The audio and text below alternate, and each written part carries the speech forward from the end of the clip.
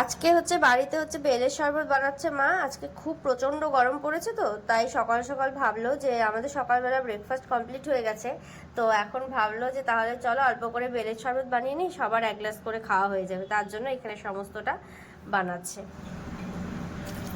আজকে কি শুধু জল দিয়েই বানাবে? জলও দেবো, দুধও দেবো। ও, এখন বানাবো না, তো এখন ভিজিয়ে রাখবো।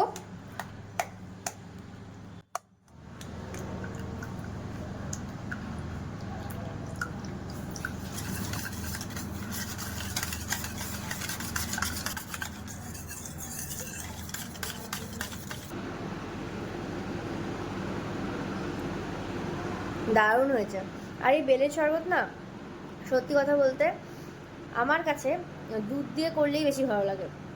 মা করে মাঝে মধ্যে, এমনি নর্মালভাবেও করে, মানে ওই লবণ চিনি জল দিয়েও করে, আবার অনেক সময় টক দই দিয়েও করে, কিন্তু আমার কাছে এই দুধটাই বেশি ভালো লাগে আর কি, দুধ দিয়ে করলেই আর কি বেশি ভালো লাগে।